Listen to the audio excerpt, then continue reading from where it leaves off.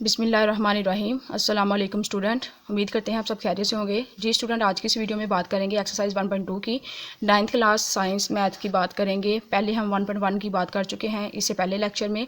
अगर आपने वो वीडियो नहीं देखी तो आप देख लें, क्योंकि हर जो पिछली मशक है वो अगले से रिलेट कर रही होती है। कोई भी लेक्चर आप स्किप ना करें।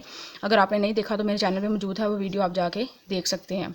उसके बाद बात करें 1.2 की, बहुत ही ईजी है और ये ज़्यादातर शॉर्ट क्वेश्चन या MCQs में इसके ज़्यादा चांसेस हैं कि MCQs में पूछी जाए। सिर्फ लास्ट वाला जो क्वेश्चन है ट्रांसपोज वाला, और इसके अलावा सेकंड लास्ट और लास्ट वाला जो क्वेश्चन है उसके चांसेस हैं कि वो शॉर्ट क्वेश्चन में आए। बाकी सारे MCQs में ही तकरीबन आते हैं, बहुत आसान है। बात करते हैं बगैर टाइम वेस्ट किए। यहाँ पे लिखा हुआ है from the following matrix identify the unit matrix, row matrix, column matrix and the null matrix. हमने आइडेंटिफाई करना है इन मैट्रिक्स को। सबसे पहले आपको पता होना चाहिए कि हमारे पास यूनिट मैट्रिक्स क्या होता है। स्टूडेंट, जो यूनिट मैट्रिक्स है इसको हम कहते हैं यूनिट मैट्रिक्स, जिसमें जो वितर के अरकान है वो 1 1 होते हैं, बाकी सारे जोन से हैं वो 0 होते हैं। तो उसके बाद बात करें रो मैट्रिक्स की। रो मैट्रिक्स उसको कहते हैं जिसमें सिर्फ 1 सिंगल रो हो, ठीक है, जैसा कि ये वाला है। कॉलम जितने मर्जी हो वो हमें फ़र्क नहीं पड़ता, सिर्फ रो जोन सी है वो सिंगल ही होनी चाहिए। एक रो हो तो होगा रो मैट्रिक्स, क्योंकि इसमें एक ही रो है तो ये हो जाएगा रो मैट्रिक्स। कॉलम इसमें चाहे 3 है वो हमने नहीं देखना। उसके बाद बात करते हैं कॉलम मैट्रिक्स। कॉलम मैट्रिक्स कौन सा है? रो मैट्रिक्स की तरह कॉलम मैट्रिक्स के नाम से पता चल रहा है कि ये वो वाला मैट्रिक है जिसमें सिर्फ एक ही कॉलम होता है। ये जैसा कि मैट्रिक है C वाला, इसमें सिर्फ एक ही कॉलम है, 3 रो हैं। रो नहीं हमने देखनी, हमने सिर्फ कॉलम को देखना है। अगर एक कॉलम होगा तो वो हमारे पास हो जाएगा कॉलम मैट्रिक्स। उसके बाद बात करें नल मैट्रिक्स की। नल मैट्रिक्स कहते हैं कि ऐसा मैट्रिक्स जिसमें तमाम अरकान जो से हैं वो 0 हों, उसको हम कहते हैं नल मैट्रिक्स। तो ये हमारे पास था नल मैट्रिक्स, ये हमारे पास था रो मैट्रिक्स, ये हमारे पास था कॉलम मैट्रिक्स, और इसी तरह ये हमारे पास था यूनिट मैट्रिक्स। और ये जोन सा है, ये अगर बात करूँ तो ये नल भी है क्योंकि इसमें सिर्फ 0 ही हैं सारे। इसके अलावा ये रो भी है क्योंकि इसमें सिंगल रो है। इसके अलावा ये कॉलम भी है क्योंकि इसमें सिंगल कॉलम है। ये 3 तरह का बन रहा है। इसके बाद बात करें इसकी, तो ये भी होगा कॉलम मैट्रिक्स। तो स्टूडेंट, उम्मीद करती हूँ कि समझ लग गई होगी। उसके बाद बात करते हैं क्वेश्चन नंबर 2 की। स्टूडेंट, जो क्वेश्चन नंबर 2 है वो भी इससे मिलता जुलता है। यहाँ पे लिखा हुआ है from the following matrix identify the square matrix, rectangular matrix, row matrix, column matrix, identify matrix और इसके अलावा नल मैट्रिक्स। जो स्क्वायर मैट्रिक्स है हमारे पास, उसमें क्या होता है, number of rows and number of column जो हैं वो इक्वल होते हैं, वो होगा स्क्वायर मैट्रिक। मतलब कि उर्दू में उसको कहते हैं मुरब्बाई जो सा ना कॉलम। तो मुरब्बाई कॉलम में क्या होता है, नंबर ऑफ रो और नंबर ऑफ कॉलम इक्वल होते हैं। रेक्टेंगुलर मैट्रिक्स जो है वो स्क्वायर मैट्रिक का ऑपोजिट है, इसको उर्दू में मुस्ततीली कॉलम भी कहते हैं। इसमें क्या होता है कि number of row and number of column equal नहीं होते। अगर इक्वल नहीं है तो वो रेक्टेंगुलर मैट्रिक्स होगा। रो मैट्रिक्स पहले भी बता चुकी हूँ कि सिंगल रो होगी, कॉलम मैट्रिक्स में सिंगल कॉलम होगा। और उसके बाद आइडेंटिटी या यूनिट मैट्रिक जो है हमारे पास, वो क्या होगा, जिसमें विदर के अरकान 1 1 है, बाकी सारे 0 हैं, वो होगा हमारे पास आइडेंटिटी मैट्रिक्स। नल मैट्रिक्स सारे जो हैं वो वैल्यूज़ 0 होंगी। अब मैं अगर बताऊँ तो ये हमारे पास होगा, क्योंकि इसमें 2 रो और 3 कॉलम है, number of rows and column equal नहीं है, तो ये हमारे पास होगा रेक्टेंगुलर मैट्रिक्स।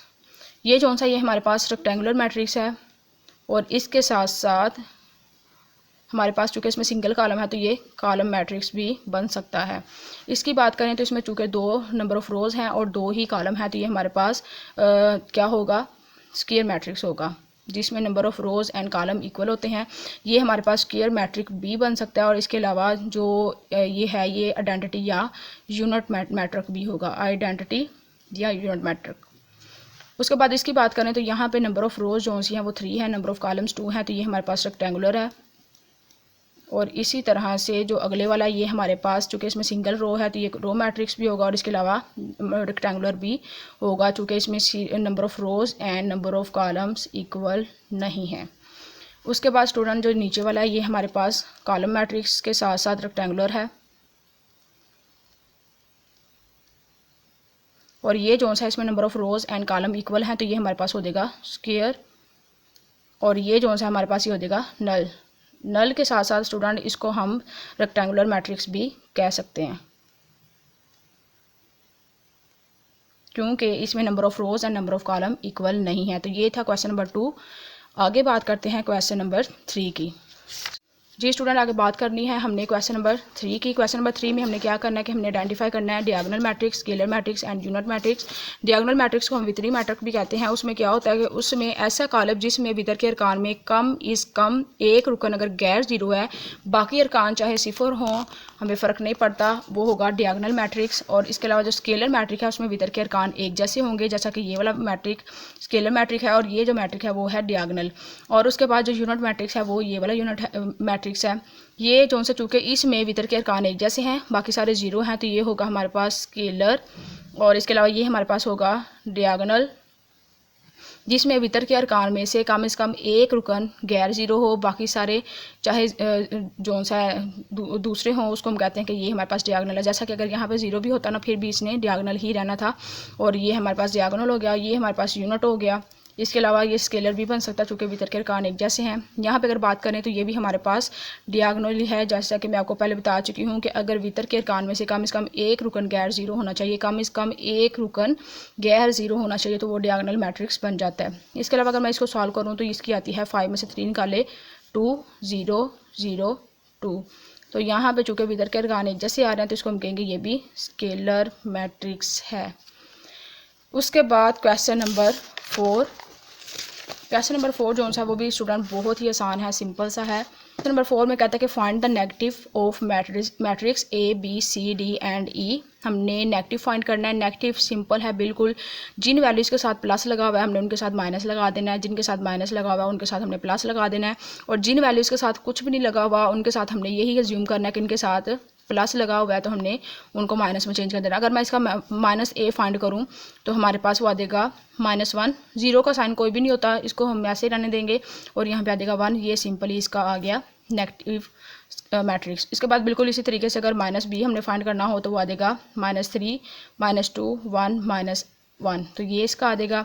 सी का अगर फाइंड करें तो वो हमारे पास आ देगा -c, जो मैट्रिक्स मतलब कि नेगेटिव ऑफ मैट्रिक्स सी, वो आ जाएगा -2 -3 -6 -2। ये आ गया नेगेटिव। और इसकी बात करें तो आ जाएगा -d, किसके इक्वल है 3 4 -2 -5। मतलब ये कि इनके साथ माइनस लगा हुआ था, उसको ख़त्म करके हमने प्लस लगा दिया, कुछ भी ना लगा हो तो प्लस लगा होता है। तो यहाँ इस तरह d की वैल्यू ये निकल आई। और जो e है हमारे पास वो आएगा -e इज़ इक्वल टू -1 -2 5 -3। तो ये था क्वेश्चन नंबर 4। बिल्कुल इजी है, MCQs में ज़्यादातर ये आता है, शॉर्ट क्वेश्चन में भी आने के चांसेस इतने ज़्यादा नहीं है। आगे बात करते हैं क्वेश्चन नंबर 4 की, जिसमें हमने ट्रांसपोज लेना है। स्टूडेंट, इस एक्सरसाइज में जो क्वेश्चन है सबसे पहले वाला जिसके शॉर्ट क्वेश्चन में आने के चांसेस हैं वो ये वाला क्वेश्चन है। ट्रांसपोज फाइंड करना बिल्कुल ईजी है, ज़रा भी मुश्किल नहीं है। अगर हम बात करें तो यहाँ पे लिखा हुआ है find the transpose of each of the following matrix. Matrix का हमें सिंपल ट्रांसपोज लेना है। ट्रांसपोज कहते किसको हैं पहले आपको ये समझना होगा। ट्रांसपोज कहते हैं कि रो को कॉलम में चेंज कर देना और कॉलम को रो में चेंज कर देना। तो स्टूडेंट, अगर मैं ए का ट्रांसपोज लेके आपको समझाऊँ तो फिर ज़्यादा आसानी होगी, तो इसका ट्रांसपोज ले ही लेते हैं। मतलब कि यहाँ पे ये कॉलम इस तरह लिखा हुआ ना, हमने इसको इस तरह लिख देना 0 1 -2, तो ये इसका आ जाएगा ट्रांसपोज। इतनी सी बात है। अगर इसका बी का ट्रांसपोज लूँ तो ये रो की फॉर्म में लिखा हुआ है, इसको मैंने कॉलम की फॉर्म में लिख देना है। ये आ जाएगा 5 1 -6। और ये जो सा है ये आ जाएगा पहली रो जो सी है डी का अगर ट्रांसपोज लिया जाए तो वो क्या होगा 2 और 3 ऐसे लिख दूंगी, 0 और 5 इसके सामने इस तरह लिख दूंगी, तो ये डी का ट्रांसपोज। ई का ट्रांसपोज अगर हम लें तो वो आएगा 2 और 3, मतलब कि जो इस तरह वैल्यू लिखी होगी उसको हम कॉलम की फॉर्म में लिख लेंगे, रो को कॉलम में चेंज कर देंगे 4 5। इसी तरह से एफ़ का जो ट्रांसपोज है वो हमारे पास आ जाएगा 1 2 3 एंड 4। तो ये आ गया एफ़ का ट्रांसपोज। लास्ट वाला क्वेश्चन हमारे पास है, उसकी बात करते हैं। लास्ट वाला क्वेश्चन सबसे ज़्यादा इंपॉर्टेंट क्वेश्चन है इस एक्सरसाइज का। तो स्टूडेंट, आसान भी बहुत ज़्यादा, आपने इसको अच्छे तरीके से समझना है। अगर बात की जाए तो यहाँ पर कह रहे हैं verify that if is A is equal to, ये वैल्यू दी हुई है ए की और बी की, ये दी हुई है। हमने क्या करना है, ए का ट्रांसपोज लेके फिर दोबारा ट्रांसपोज लेना, तो जो हमारा आंसर है वो बिल्कुल ए मैट्रिक्स आ जाएगा। और यहाँ बिल्कुल इसी तरीके से बी का ट्रांसपोज लेके दोबारा ट्रांसपोज लेना है, तो जो हमारे पास वैल्यू है वो दोबारा बी वाला मैट्रिक्स आ जाएगा। अगर आंसर आपका सेम आ गया तो आपने क्वेश्चन सही सॉल्व किया, अगर आंसर सेम नहीं आता तो आपके क्वेश्चन में कोई ना कोई मिस्टेक होगी। तो पहले अगर मैं बात करूँ पहले वाले सवाल की, ए का ट्रांसपोज इज इक्वल टू ए के, इसको सॉल्व करना है। तो स्टूडेंट, लेफ्ट हैंड साइड जो सी वो मैं पहले ले रही हूँ। लेफ्ट हैंड साइड जो है वो है ए का ट्रांसपोज का ट्रांसपोज, ये हमने करनी है फाइंड आउट। सबसे पहले ब्रैकेट को हल करते हैं। ब्रैकेट को हल कर का मतलब कि ब्रैकेट के अंदर वाली जो वैल्यू है उसको सबसे पहले हल करना। तो ए का ट्रांसपोज पहले लूँगी, क्या होगा, यहाँ पे लिखूँगी ए की वैल्यू जो है 1 0 2 1 और ऊपर टी लगा देंगे। बिल्कुल इसी तरीके से अगर इसका ट्रांसपोज लें तो जैसे मैं आपको पहले बता चुकी हूँ उसी तरह ही लेना है, 1 2 0 1, इसी तरह ये आ गया। उसके बाद क्या करना है, ए का ट्रांसपोज एक दफ़ा तो ले लिया, अब हमने दोबारा भी लेना है। जैसा कि ये क्वेश्चन में दिया हुआ है, ए का ट्रांसपोज लेंगे तो यहाँ पे मैं लिखूँगी ए के ट्रांसपोज की वैल्यू जो कि ये है, ऊपर मैं दोबारा टी लगाऊंगी। इसको मैं जब सॉल्व करूँगी तो मेरे पास जो आंसर आएगा वो आएगा 1 0 2 1, जो कि बिल्कुल ए वाला मैट्रिक है। तो हम यहाँ पे लिखेंगे hence left hand side, hence proof left hand side is equal to right hand side. तो ये लिखना लाजमी है, इसके नंबर भी अक्सर एग्जामिनर काट लेते हैं जो बच्चे नहीं लिखते। उसके बाद बात करते हैं सेकंड क्वेश्चन की, इसी क्वेश्चन के सेकंड पार्ट की। बिल्कुल पहले क्वेश्चन की तरह क्या करूँगी, सबसे पहले लेफ़्ट हैंड को हल करूँगी। लेफ़्ट हैंड साइड है हमारे पास, बी का ट्रांसपोज लेना है और इसको फाइंड आउट करना है। सबसे पहले ब्रैकेट को हल करते हैं। तो ब्रैकेट को मैंने पहले लिख लिया और यहाँ पे लिखूँगी बी की वैल्यू जो कि है 1 2 1 0 और इसके ऊपर लगा देंगे ट्रांसपोज। तो अगर मैं इसका ट्रांसपोज लूँ स्टूडेंट तो आएगा 1 1 2 0। और अब क्या करना है, अब हमने बी के ट्रांसपोज तो ले लिया, अब दोबारा से ट्रांसपोज लेना है। बी के ट्रांसपोज का दोबारा से हम ट्रांसपोज लेंगे। बी के ट्रांसपोज की वैल्यू ये थी हमारे पास, इसको नीचे उतारूंगी और ऊपर लगा दूंगी ट्रांसपोज। जब इसका ट्रांसपोज लूँगी तो आ जाएगी 1 2 1 0। तो आप ये देख सकते हैं इसकी वैल्यू बिल्कुल सेम है मैट्रिक्स बी के साथ। तो यहाँ पे भी हम लिख देंगे नीचे hence proof that left hand side is equal to right hand side. जी स्टूडेंट, ये थी एक्सरसाइज 1.2। मैंने डिटेल के साथ हर एक क्वेश्चन सॉल्व कर दिया है।